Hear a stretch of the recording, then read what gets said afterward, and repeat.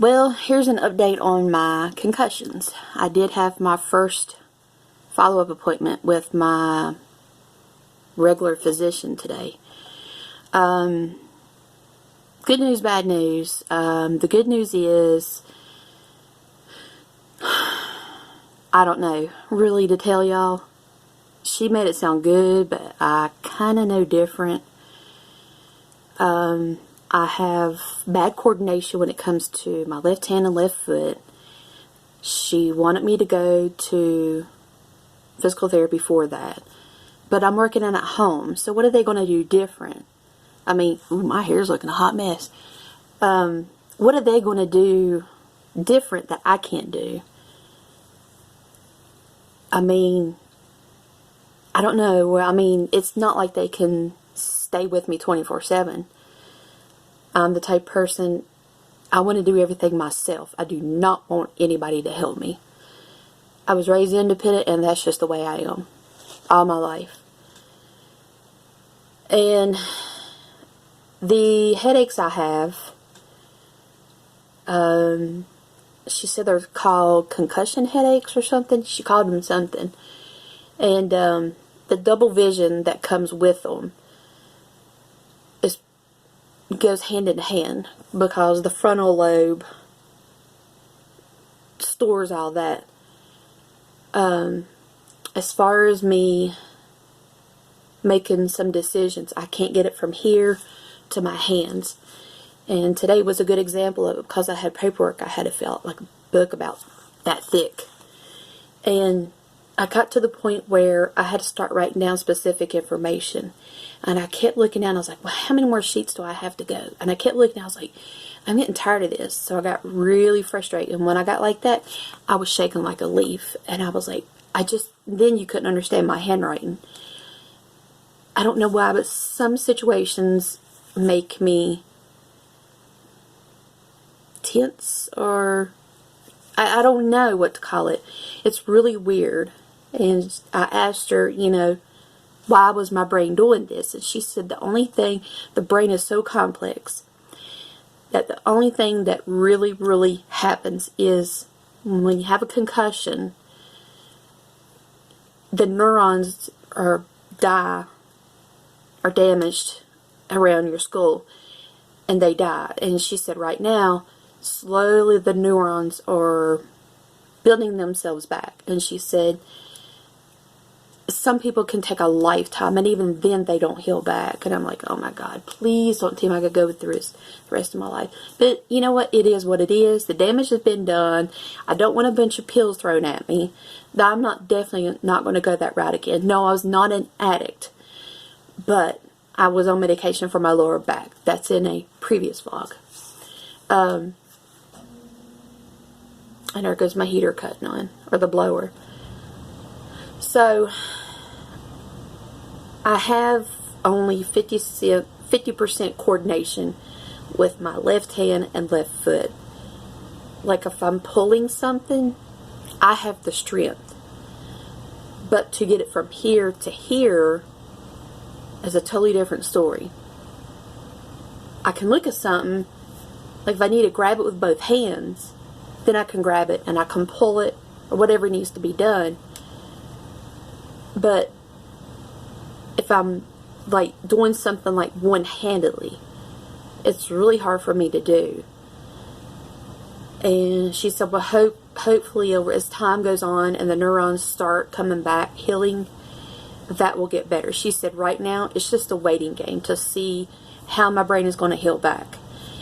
And I told her, I said, it feels like at times that my brain actually tilted under my skull, and it's just in a different position. And she was like, she said, we could have took a whole year of medical school on the brain only, and it would have filled up a whole year. And she said that everybody is different when it comes to this. It just depends on when, oh God, you guys, I have an addiction to lip balm. I don't see it on my desk, and I panic if I don't have any. My husband will tell you that. I had 3 surgeries, and every time I came out, I told him, I said, for the love of God, you better make sure you have my chapstick handy, because if you don't, it's going to be a fight, and I'm going to win. Ask him about that. So anyway, it's such a complex thing, and as far as my balance, I can be just standing there and I'm like, whoa, and I'm off balance all of a sudden. That's coming from this. And it too, here, it takes it could be a year, it could be 6 months, it could be 7 years that this heals. It's just so, it's frustrating, you guys. It has changed me. It really has, in so many ways. And it's like you've went through life events, and yeah, you know, you've dealt with them and moved on, but this is different. This is, I don't know the word I'm looking for. It's like you take on a whole new life with your mind. I know who people are, but now here's the weirdest thing. And I told her today, and she was like, it's just pure adrenaline. That's it. That's all. So when my husband and I ran up on the wreck up here on the mountain, and we both jumped out of the truck and took off running to the car, he was running faster than me, because the first thing we was going to look for was kids. I knew she had 2 small kids, and I was yelling at him, get the kids, get the kids. And we saw her head just like sticking on the windowsill, and thank God that window was broken, busted open, because if not, she would not have survived. There are small miracles, but I tell you what, that was one time that it was real. And I mean, I could not have lived with myself knowing that there was a woman or a man or small children or a baby in that car burning alive as we stood there. What could we have done? There was nothing we could break the windows with or anything. But now we have a tool in each vehicle to where if we run up on that or something happens to us, we can break the glass and get out. I urge every one of you to get one of those for your vehicles, because you never know when it's going to happen. And a simple, when you go run off the shoulder of the road and you try to overcorrect and come back, which we think that's what happened, you're going to start rolling. So, by all means, $20, $30. Me, I prefer a sledgehammer and a crowbar. And I mean, why spend $20, $30 when it could save your life or someone else's life? Because let me tell you guys something right now. This is my rant. I'm sorry, because the more I think about it, the more pissed off I get. Excuse my language. But to the 5 cars that passed that woman's car on fire, I hope your ass is on fire for a whole year. Pardon my language. That made me so mad. Why does people not have the compassion and decency to stop and help people and children out of a burning car? Why? Why does people lack that? I could not live with myself. If I drove past that car, I would have told my husband, no, turn around and go back, which we wouldn't have done it. No. Anyway, she is alive, and she's okay. She's very, very broken bones, battered, bruised, scared to death, screaming in her sleep, PTSD, you name it. So I don't blame poor girl. I'll probably be a worse nutcase. Another thing that I brought it to my doctor, I ride an ATV. I've been riding since I was 9. And for some reason, now get this, I'm afraid of falling. I don't care where I'm at, what I'm doing. I'm always scanning to see, okay, what can I grab or what can I lean on if I fall? Okay, if nothing, then I have to have somebody in front of me or beside of me. I do not like women in front of me or beside of me, because they don't have the strength to help me down, because I'm fat. I'm just honest. And so if a man is in front of me, I'll hold on to his shirt or his jacket or whatever, or I'll grab his arm or his hand. My husband knows to either walk diagonally to me or walk beside of me. So the fear of falling has not changed one bit. If anything, it's got worse.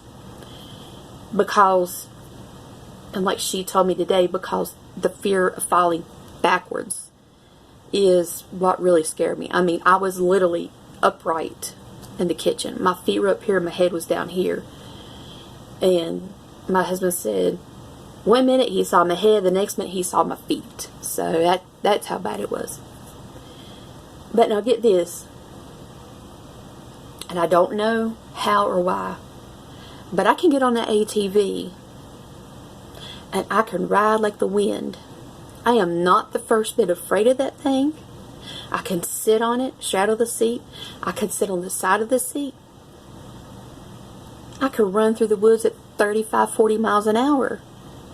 And you're talking on roots and mud and silt. God only knows. You people know how slick silt is. It's worse than ice. But I'm confident when I get on that four-wheeler, it's like nothing matters. The world is gone. Everything is gone except for the wind in my hair, the sun on my face, and the roar of the tires. That's it. That's all. And it's the weirdest thing because I'm not afraid of falling. I'm not afraid of anything. I'm not afraid if I wreck, God forbid. It's like a rush, an adrenaline rush per se. But I have 110% confidence when I get on that ATV. I don't know why. That's crazy. And even if I get off of it and I'm holding on to the racks, if I'm like getting a rock or in the creek or something, I'm fine. I'm not afraid to fall. And it's just weird that because the other day I went to the creek and I was trying to, I don't know, get a more peaceful video of the creek. I don't know what I want to call it. It just jumped in my mind to do it. And so I went down there and I was laying on the seat. Now see, you guys, I'm not afraid of falling. But I laid on the seat of that ATV with my head on the gas tank, my legs on the rear rack, and I just stared up in the sky. And you could see the trees blowing with the wind. You could hear the water. And you look over at the water and you say, did the water shape the rocks or did the rocks shape the water? And you look around and you just think, you know, there's a dense field of white pines. And it was like, I don't know, everything fades away. That's the only way I can put it. And I kid you not, if you have never in your life took an ATV ride along a creek, that's one thing that should be on your bucket list. Because I tell you, there is no more incredible, peaceful place than on the creek, on an ATV, by yourself, and you're on 300 acres of land. And if something happened to you, nobody would know where you're at until they went looking for you. But I just don't know why I'm not afraid of that four-wheeler. I mean, can any of you guys give me some insight? Is it because I've been riding since I was 9? That's 38 years. Solid. I've always had an ATV. Everybody that lives on this mountain has an ATV just because of the snows that we get. We all pitch in and help get the roads plowed and get everybody some type of help. And it's amazing what a group of people we have up here on the mountain, because if something happens to one, everybody comes in together. So we have an amazing community up here. I just can't explain riding the ATV. And I told her, I was like, I do not get it. But now, to get it from my mind to my hands, daggone, I can do it now. I can really get it. Get that throttle, hit them gears, and I'm golden. That's it. When those tires start rolling, everything's gone. Every single thing. The house, my dog, my husband, my friends, Walmart, it's all gone. Food, it's all gone. I don't know. I know some of you ride motorcycles, but do y'all get the same rush? Like when you get on that bike, as soon as you hit the start button, is everything just gone? It all disappears. And I hope at least one of you can relate to me.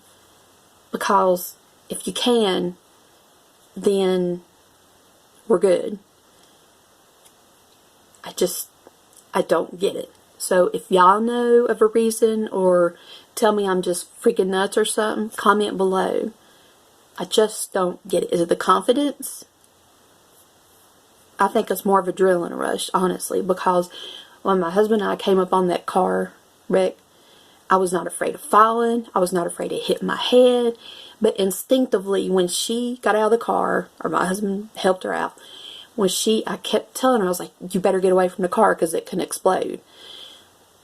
We were backing up, and she was grabbing her arm and her leg, and I said, is your leg or your arm broke? And she said, I don't know. She was dazed and confused and just hurt.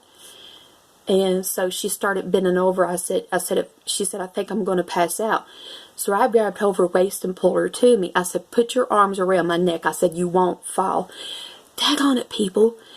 Why in the world was I able to act on that, but I can't even help myself? That's why it's frustrating. I cannot explain it. I sit here and I try to think about it, and I just can't find a reason. Adrenaline. That's what my doctor said today. She said adrenaline will make you do incredible things. And I can only explain that that's what gets me from here, point A to point Z is what I call it.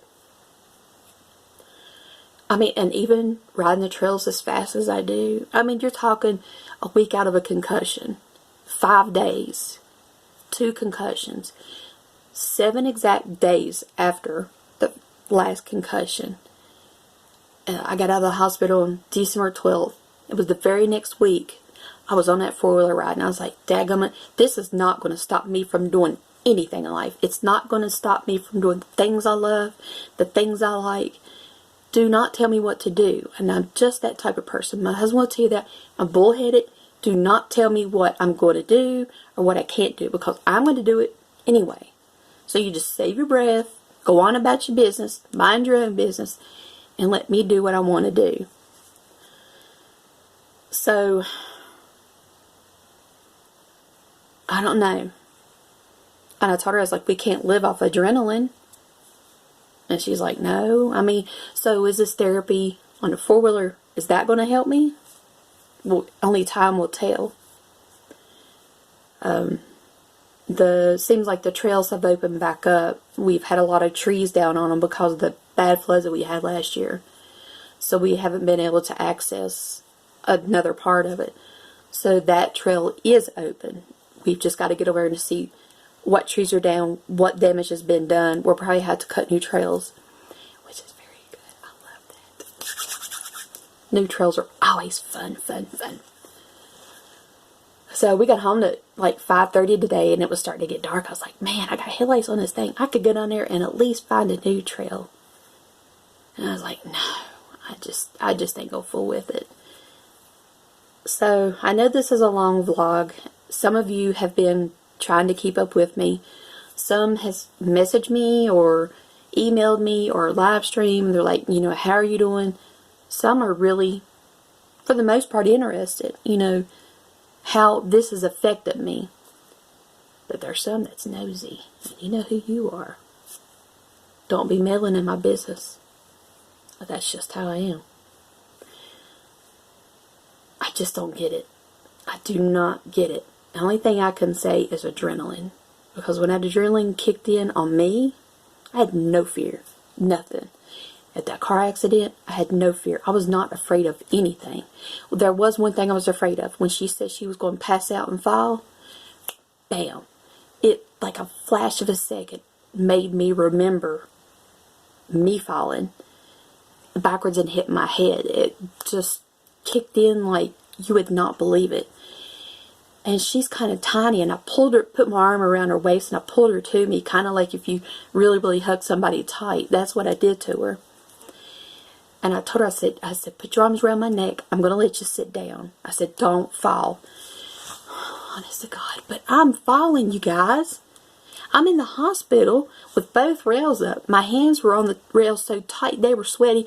My hands were doing this on the rail. They couldn't get my hands off. But I can help her sit down. And I get on the ATV and I'm not afraid of falling. What in the hell? The only thing I think of is a drill. Okay, I'm going to stop here because it's 20 minutes. I know you're tired of hearing me rant. But I'm really frustrated and trying to figure this out. If anybody has any input, or if you think I'm just freaking nuts, put it in the bottom. You ain't going to hurt my feelings. Because I know we're all nuts to a certain point. And definitely, if you hang around with me and my husband, you're going to feel like you're 20 years old again. That's just, forewarn you, that's just how we are. Life's too short, people. And remember this, life is short. Ride hard.